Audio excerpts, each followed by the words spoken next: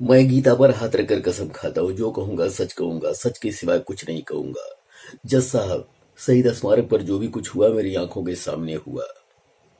मुझे इस बात का ताजुब है और अफसोस भी कि ब्रिगेडियर सूर्यदेव सिंह जैसे जिम्मेदार और सुलझे हुए अफसर ने ऐसा कदम क्यों उठाया जिससे निर्दोष लोग मारे गए। इस हत्याकांड के जिम्मेदार ब्रिगेडियर सूर्यदेव सिंह ही हैं।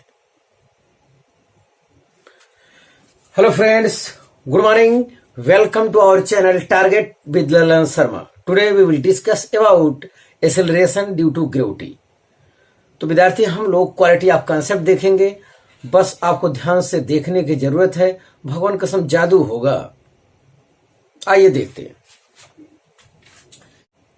एक्सेलरेशन ड्यू टू ग्रेविटी की स्टडी से पहले विद्यार्थी हम लोगों को ग्रेविटी की स्टडी करना होगा। तो ग्रेविटी क्या है? जब दो ऑब्जेक्ट के बीच फोर्स ऑफ अट्रैक्शन वर्क करता है तो उसे हम लोग ग्रेविटेशन बोलते हैं। जब दो ऑब्जेक्ट के बीच फोर्स ऑफ अट्रैक्शन वर्क करता है तो हम लोग उसे ग्रेविटेशन कहते हैं। लेकिन जब उन दो ऑब्जेक्ट में एक ऑब्जेक्ट आपका अर्थ हो जाए तो ऐसे केस में उसे हम लोग ग्रेविटी का नाम दे देते हैं।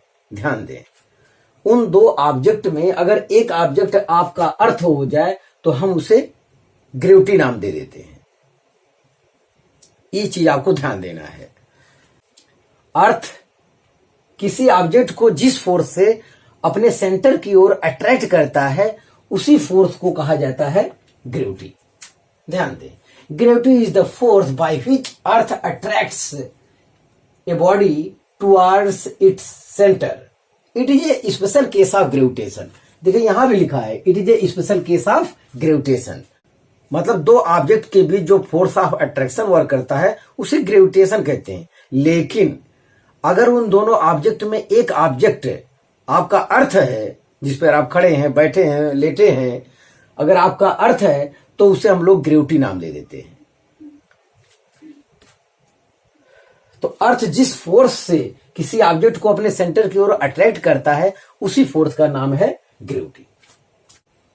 अब यहां पे हेडिंग भी लिखा है एक्सेलरेशन ड्यू टू ग्रेविटी। मतलब ग्रेविटी के कारण जो एक्सेलरेशन होता है उसे एक्सेलरेशन ड्यू टू ग्रेविटी कहते हैं। इसे स्मॉल जी से रिप्रेजेंट करते हैं। इसकी यूनिट मीटर पर सेकंड स्क्वायर होती है एसआई में। डायमेंशन LT-2 होता है। तो एक्सेलरेशन के बारे में हम लोग जानते हैं, यूनिट डायमेंशन जो होता है वही यहां पर भी होता है। इसी ग्रेविटी के कारण विद्यार्थी ऑब्जेक्ट में जो एक्सेलरेशन होता है उसी को कहा जाता है एक्सेलरेशन ड्यू टू ग्रेविटी। अब उससे रिलेटेड अगला हेडिंग स्टडी किया जाए acceleration due to gravity near earth surface. यहां पर ऑब्जेक्ट जिसका मास m है अर्थ से थोड़ा सा ऊपर ले लिए हैं ताकि एक्सेलरेशन ड्यू टू ग्रेविटी का कॉन्सेप्ट अच्छी तरीके से आपको समझ में आए। अब ये अर्थ के इतना नजदीक है जैसे आप छत पे खड़े हैं विद्यार्थी, तो ये सब हाइट जो है अर्थ के रेडियस के कंपैरिजन में नेग्लिजिबल माना जाता है। मतलब हम लोग अर्थ का रेडियस ही प्रयोग करेंगे। ध्यान दें, तो ये हमारा अर्थ है जिसका mass capital M, radius R है। यहां पे कोई ऑब्जेक्ट है जिसका मास M है। अब इनके बीच ग्रेविटेशनल फोर्स वर्क करता है तो Fg equal to Gmm/r²। Equation first नाम दे दिए। इस ग्रेविटेशन फोर्स के कारण इस ऑब्जेक्ट में एक्सेलरेशन उत्पन्न हो जाता है और वो एक्सेलरेशन कौन है? G। अगर एक्सेलरेशन उत्पन्न हो जाता है तो ये फोर्स के लिए हम लोग न्यूटन सेकंड लॉ अप्लाई कर सकते हैं। तो F इक्वल टू ma वहां पे होता है, यहां पे होगा Fg इक्वल टू mg। ये भी फोर्स है और ये भी फोर्स है, तो जाहिर है कि इनका लेफ्ट हैंड साइड इक्वल है तो राइट हैंड साइड भी इक्वल होगा। तो from equation first and second, तो राइट को हम लोग क्या कर लिए? इक्वल कर लिए। तो यहां से मास कैंसिल हो रहा है, तो जो हमारा आंसर मिल रहा है G इक्वल टू Gm/r² मिल रहा है। तो इस फार्मूले में विद्यार्थी हम लोग देख रहे हैं कि ऑब्जेक्ट का मास तो है ही नहीं। इसका मतलब है कि acceleration due to gravity does not depend upon mass of the body. जब न्यूटन ने दुनिया को बताया कि दो ऑब्जेक्ट जिनके मास भिन्न भिन्न हैं एक ही हाइट से छोड़ दिया जाए तो दोनों पृथ्वी पर एक साथ पहुंचेंगे। तो पूरी दुनिया न्यूटन को पागल कहने लगी। विद्यार्थी यहां पर अगर एयर रेजिस्टेंस को जीरो कर दिया जाए, एयर ना हो, केवल ग्रेविटेशन फोर्स ही वर्क करे, तो ऐसे केस में दो ऑब्जेक्ट जिनके मास अलग अलग हैं को एक साथ छोड़ दिया जाए तो वे दोनों पृथ्वी पर एक साथ पहुंचेंगे। यही न्यूटन ने बताया था। तो ये चीज ध्यान देना है। तो ये फार्मूला तब के लिए करेक्ट है जब एयर रेजिस्टेंस बिल्कुल ना हो, मतलब एयर हो ही नहीं, वैक्यूम के लिए ये चीज हो पाएगा। इस समय तो हम लोग जानते हैं कि दो ऑब्जेक्ट हैं जिनके मास अलग अलग है, तो भारी मास वाला अर्थ पर पहले पहुंच जाएगा। लेकिन इस फार्मूले के हिसाब से ऐसा कुछ होने वाला नहीं है। मास अलग अलग रहेगा और सेम हाइट से छोड़ा गया तब भी वो पृथ्वी पर एक साथ ही पहुंचेंगे। मतलब चिड़िया का पंख और पत्थर की बात न्यूटन ने किया था कि दोनों को सेम हाइट से छोड़ दिया जाए, दोनों अर्थ पर एक साथ पहुंचेंगे। इसका ये मतलब होता है विद्यार्थी। हाँ विद्यार्थी, आप इससे कॉपी कर लीजिए तो फिर इससे रिलेटेड और कॉन्सेप्ट आगे देते हैं।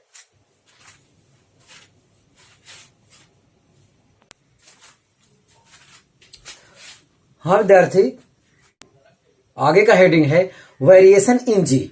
तो जी में वेरिएशन के विद्यार्थी कई कारण है, जिसमें पहला है अर्थ का शेप। अर्थ का शेप परफेक्ट स्फीयर नहीं विद्यार्थी, वो पोल पर चपटी है और इक्वाटोरियल एक्सिस पर 21 किलोमीटर रेडियस ज्यादा है। एक कारण यह है जी के मान में परिवर्तन का। और दूसरा कारण है अर्थ के सरफेस से किसी ऑब्जेक्ट को ऊपर की ओर ले जाएं तो जी की वैल्यू कम हो जाती है। तीसरा जो कारण है जी के मान में परिवर्तन का, अर्थ को खोदकर अगर हम जमीन के अंदर जाएं तो वहां पर भी हम देखते हैं कि जी के मान में कमी आ रही है। और चौथा कारण जो आपका बनता है कि अर्थ जो है अपने एक्सिस के अबाउट रोटेट करता है, वो भी एक कारण है जी के मान में वेरिएशन का। आइए देखते हैं पहला कारण।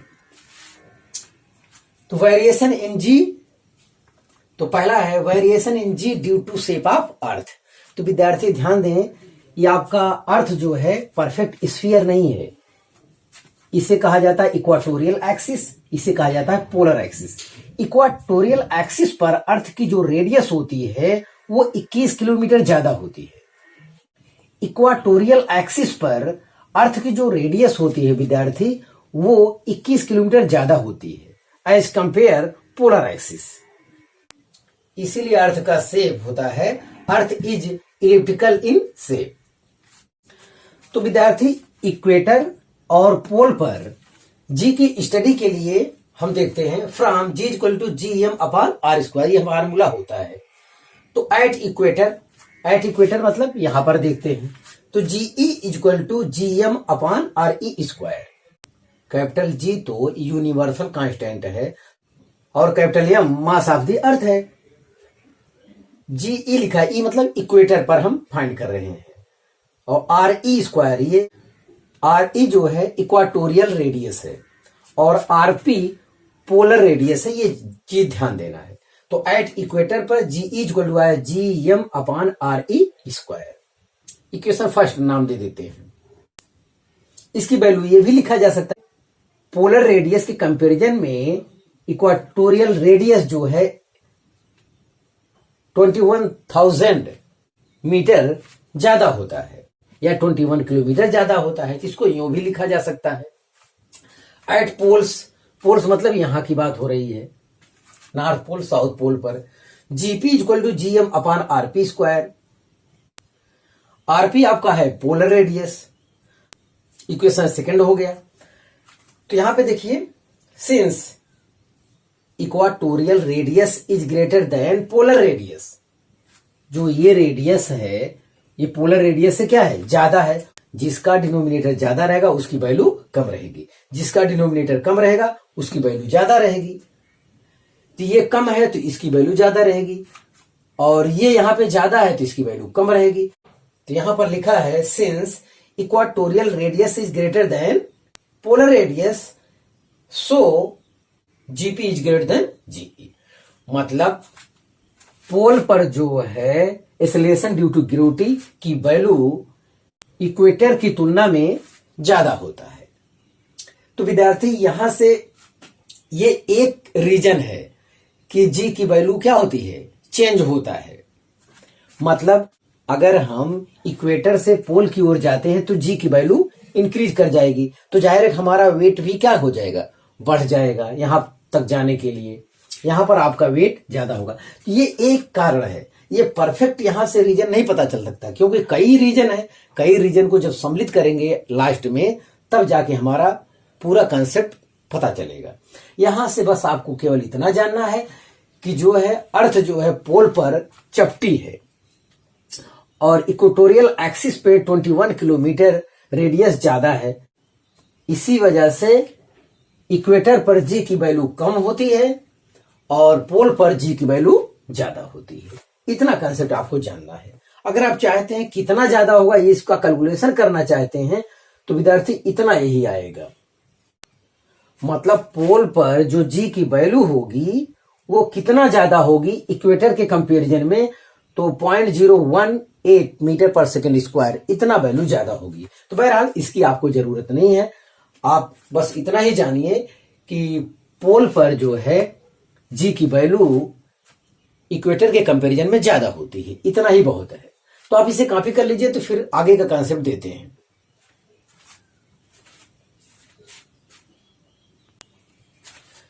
हाँ विद्यार्थी, आगे देखा जाए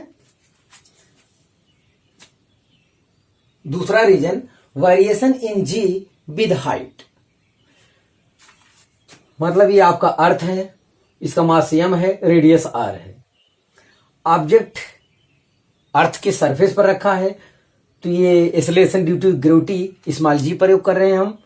और ऑब्जेक्ट अर्थ के सरफेस से h हाइट पर है, तो हम मान ले रहे हैं कि acceleration due to gravity g dash हो गया है।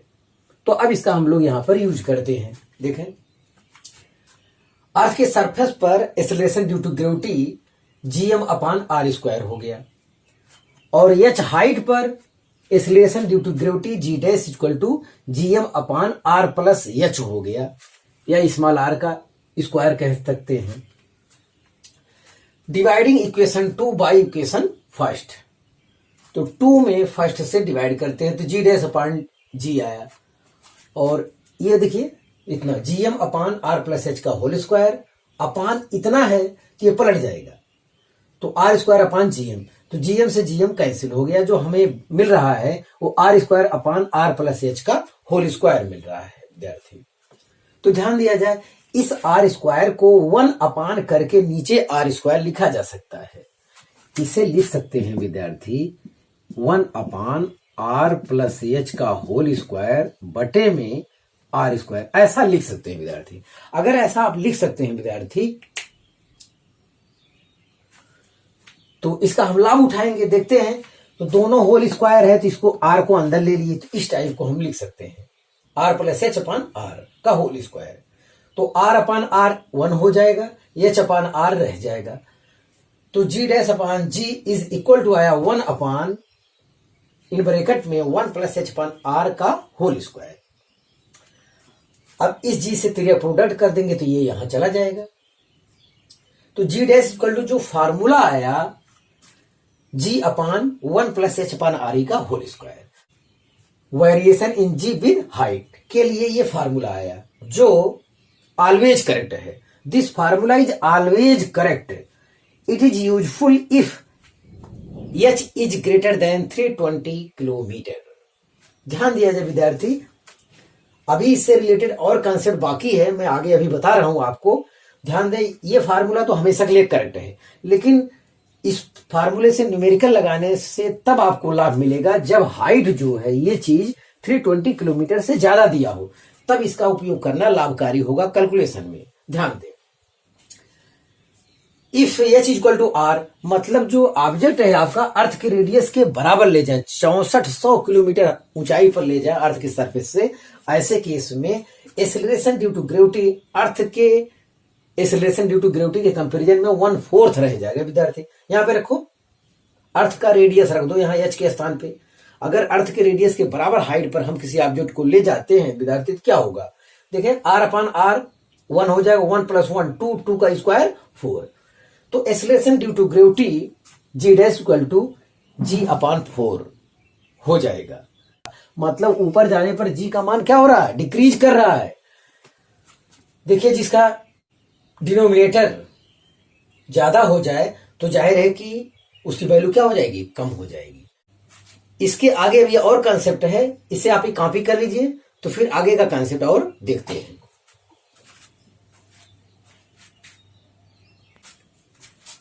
हाँ विद्यार्थी, आगे देखा जाए variation in ji with height का जो अभी हम लोगों का फार्मूला आया G dash equal to G upon 1 plus H upon R का होल स्क्वायर आया था। तो जो ये डिनोमिनेटर में है इसे ऊपर ले जाएंगे तो ये -2 पावर हो जाएगा, इसे ऐसा लिखा जा सकता है।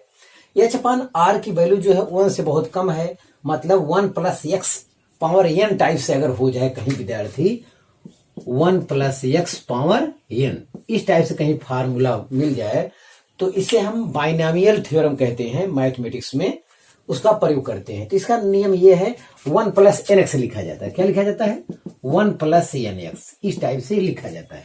और फिजिक्स में केवल एक टर्म की हमें जरूरत होती है, इसकी आगे करने की जरूरत नहीं है, मैथ वाले लड़के करेंगे।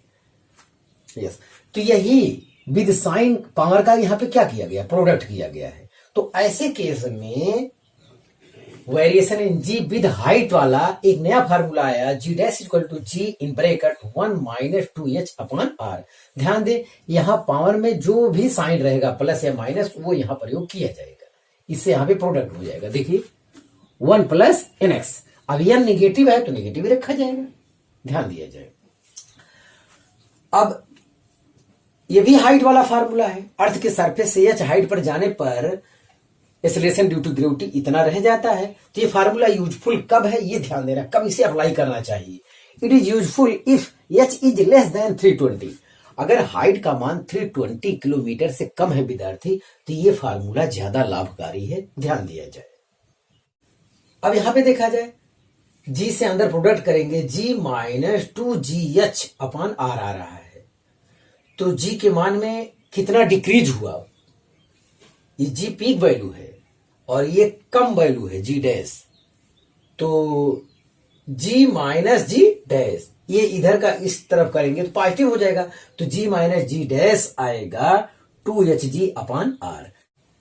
जी माइनस जी डैश को कहा जाता है एब्सोल्यूट डिक्रीज, जिसे हम लोग डेल्टा जी मानेंगे। Absolute decrease g minus ji dash equal to जो आएगा आपका देखिए 2hg अपॉन आर आएगा।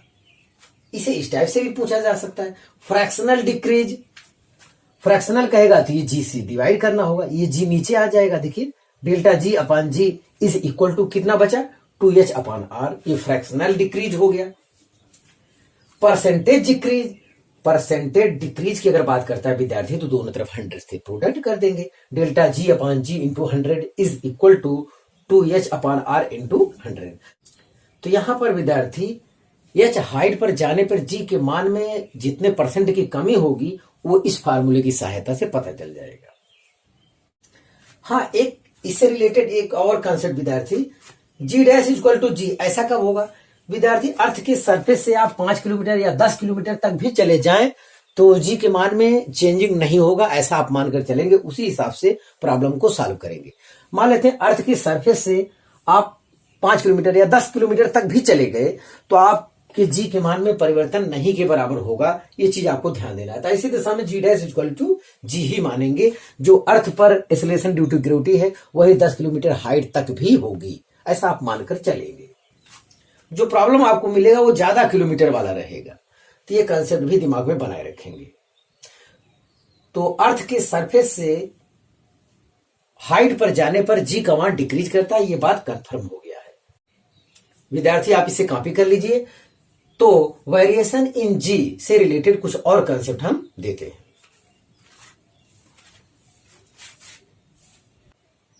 हाँ विद्यार्थी, वेरिएशन इन जी के केस में तीसरा हेडिंग पढ़ेंगे, variation in ji with depth.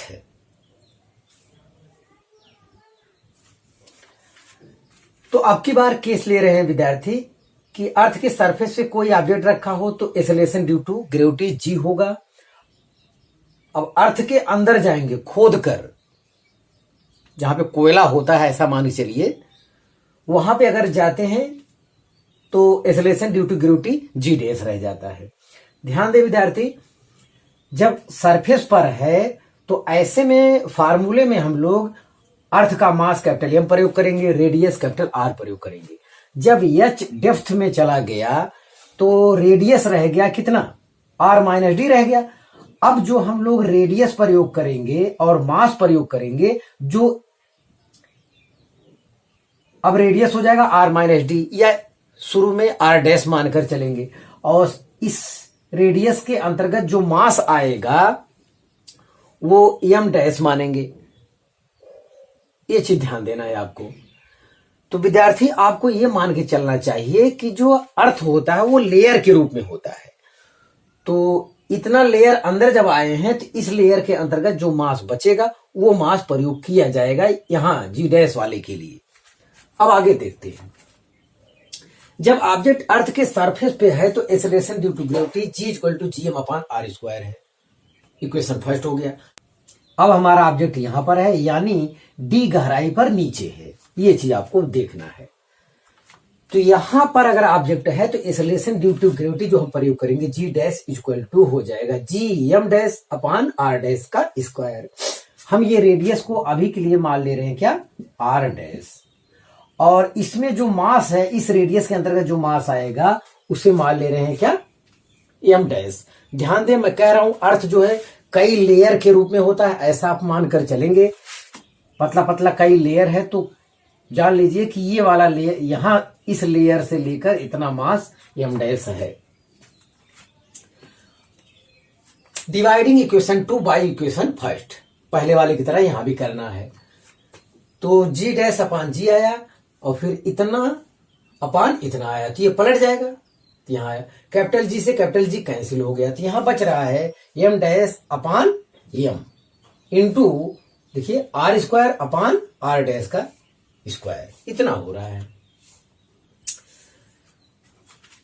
अब यहां से मास इक्वल टू जो फार्मूला होता है, मास इक्वल टू जो फार्मूला होता है वॉल्यूम इंटू डेंसिटी होता है।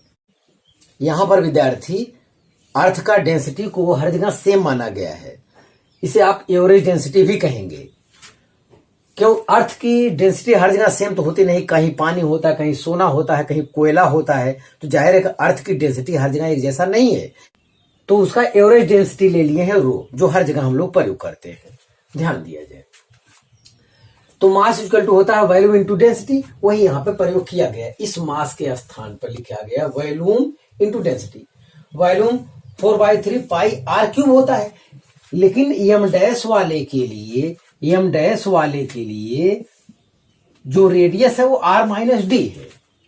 एम डैश मास के लिए जो रेडियस है वो आर माइनस डी है, इसीलिए 4/3 पाई आर क्यूब के स्थान पे लिखा गया आर माइनस डी का cube into average density of earth upon, ये मास कैपिटल एम है, एम मतलब ये पूरा मास है, आर रेडियस वाला, तो इसमें केवल आर ही प्रयोग किया जाएगा। तो 4/3 pi R cube into rho, ये एवरेज डेंसिटी है, हर जगह समान है। ये देखिए आर स्क्वायर है, ये आर डैश क्या है, आर डैश ये है, आर डैश की ये वैल्यू कितना है आर माइनस डी, जिसको हम यहां प्रयोग कर दिए हैं। अब देखिए 4/3 पाई यहां भी है, यहां भी है, ये कैंसिल हो जाएगा। आर माइनस डी का क्यूब है, आर माइनस डी का नीचे स्क्वायर है, तो ये कट जाएगा, तो एक बचेगा आर माइनस डी, इतना बचेगा। देखिए ऊपर आर स्क्वायर है, नीचे आर क्यूब है, तो ये भी आर कैंसिल हो गया, नीचे एक बचा आर, बाकी सब लोग कट गए हैं। तो R minus D upon R आया है, आर अपान आर 1 लिख सकते हैं, माइनस डी अपान आर लिख सकते हैं। तो ये G dash upon G equal to आया। अब जी डैश इक्वल टू एक प्रोडक्ट कर देते हैं इसमें, तो G dash equal to formula आ गया G in bracket 1 minus D upon R. D है वो गहराई, जितने अंदर आप जाएंगे वो चीज है। डी हमारा डेप्थ है, तो हम डी डेप्थ पर अंदर अर्थ के गए हैं, तब के लिए फार्मूला है। जैसे कोयले की खान में चले जाएं इस टाइप से। यहां लिखा है this formula is correct for all cases, मतलब अर्थ मतलब जमीन के अंदर खोद कर अगर आप नीचे जाते हैं तो हर केस में यही फार्मूला होता है। ध्यान दें, यहां भी जी की वैल्यू क्या हो रहा है, डिक्रीज कर रहा है, मतलब अर्थ के अंदर अगर खोद कर हम जाते हैं तब भी जी की वैल्यू डिक्रीज करता है, अर्थ के सरफेस से ऊपर की ओर जाते हैं जब तब भी जी की वैल्यू क्या करता है, डिक्रीज करता है।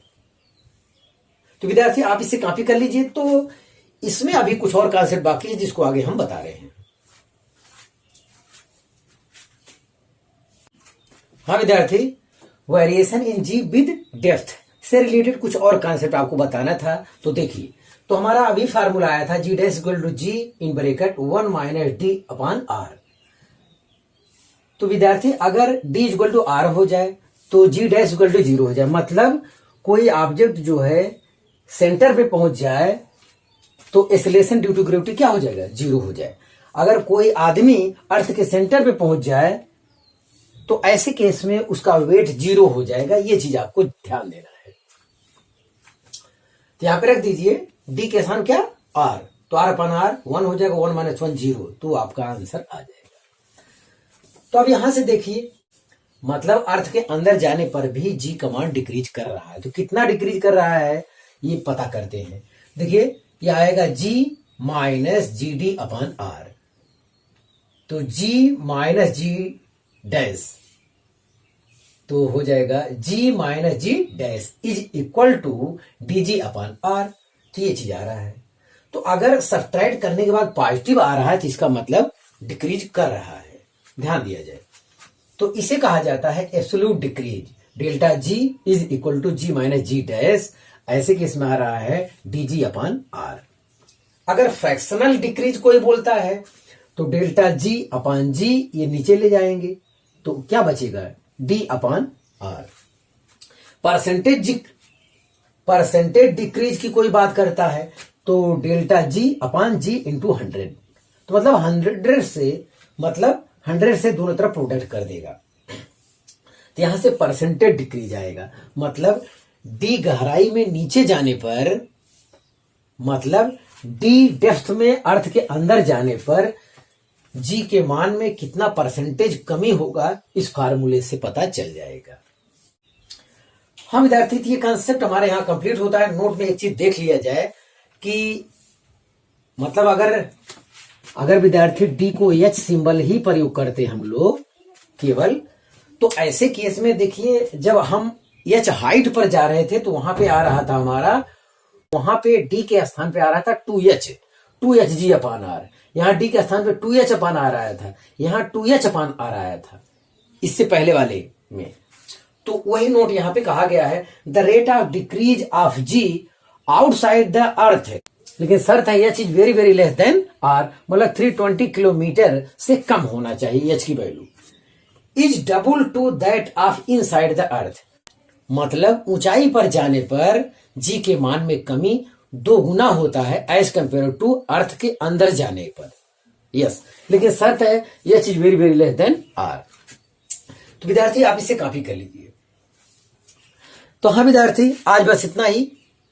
आप मेहनत से पढ़ाई करते रहें। All the very best.